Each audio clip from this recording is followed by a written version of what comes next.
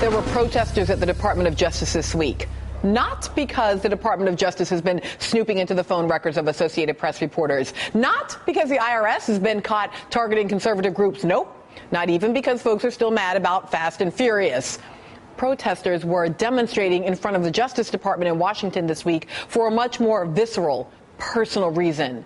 Banks, they say, are illegally stealing their homes, and they want the DOJ to do something about it. Several days of protests began Monday as just over 400 homeowners joined several other protesters gathered in front of the DOJ headquarters in Washington. They were speaking out about the lack of criminal prosecutions against the financial institutions which created the foreclosure crisis. According to reports, by Tuesday, the protests resulted in nearly 30 arrests and several instances of law enforcement unnecessarily using tasers on activists, according to eyewitnesses. Yes, protests against the government in a nonviolent fashion and getting tasered for your trouble.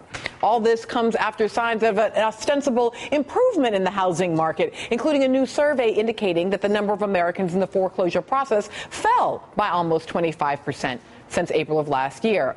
But when we see scenes like this of protester Carmen Pittman, who successfully fought off the foreclosure of her grandmother's home, tasered by authorities on the doorstep of the Justice Department, everyone, including Eric Holder, should understand that this crisis still requires attention.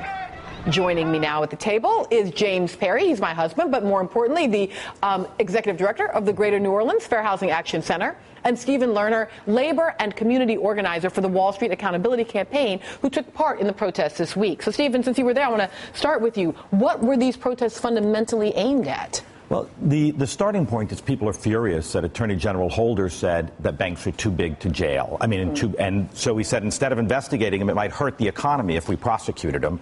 And people who have had their homes taken illegally, people who are trapped in a bad loan, people who have been literally evicted from their house at gunpoint said this is crazy. The people that caused the crisis are too big to jail, and apparently it's fine to taser us if we're just trying to get a little bit of justice here. Yeah, so, James, I want to walk through this a little bit because it feels to me like people are now feeling like, oh, housing crisis is finally over, home prices are going up, foreclosing is falling. Why are banks still foreclosing? What's going on here? Well, let's be clear. Banks may be doing better, but America is still struggling. We still have a very long way to go. And I think the question here is, are banks too big to taser? Because quite frankly, there's so much work to be done in these communities. There's a report out of Minnesota that shows that the disaster is still happening. 140,000 homes have been foreclosed on, $20 billion of wealth lost because of this disaster. And so there may be people in the market who are taking advantage of the low interest rates and buying new homes. But the fact is, if you lost your home, this is still a disaster for you. So, all right. So on this wealth loss, Stephen, I know you've written about this. Well, what has happened in terms of the foreclosure crisis and this notion of just an evaporation of wealth? Well, if you go way back to when the crisis started, $7 trillion of wealth was lost in equity in homes. But what's happened in communities of color specifically, they were targeted before the crisis for subprime loans. Then in the crisis got hit harder. And now post-crisis, which as you're getting to it's post-crisis for some people. What's happened, especially in communities of color, is that foreclosure has continued.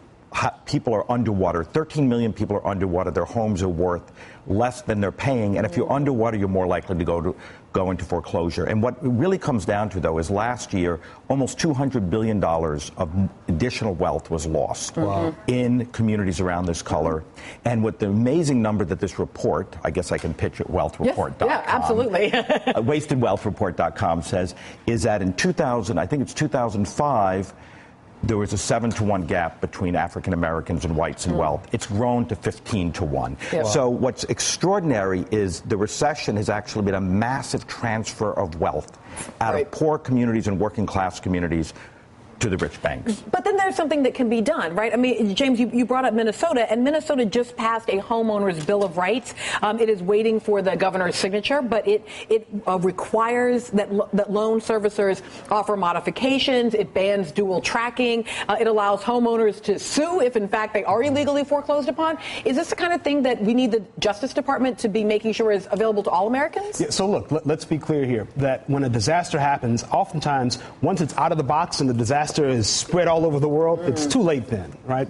And so the one entity who can act most quickly when a disaster is happening really is the authority that oversees that disaster. If the Department of Justice would have stepped in at the very beginning and would have prosecuted bankers who were acting illegally, I got to tell you, folks are afraid of jail, particularly bankers, right?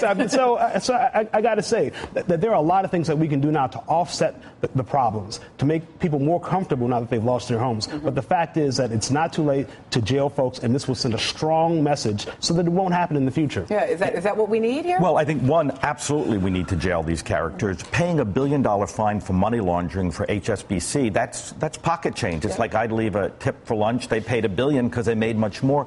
But I want to make a point on the 25% decline in foreclosure. California has the most foreclosures. Last year, they passed the Homeowners Bill of Rights there. So foreclosures are down not because the economy is booming, but because people did the same thing Minnesota did. They passed a law that said you can't simultaneously foreclose on somebody while they're trying to get a loan modification. This is a really good point, because it points out that public policy is actually the intervention that brings it down. It's not just sort of happening in a secular trend and we can just wait. Stay with me, both of you, because you've been talking a bit about disaster, James, and when we come back, we're going to talk more about disaster. We're going to go live to Oklahoma for the latest on the tornado recovery efforts and also, more broadly, the politics of disaster relief. Plus, the $30 billion company with no employees. It turns out that it is harder to grill an apple that you might otherwise have thought. There is more Nerdland at the top of the hour.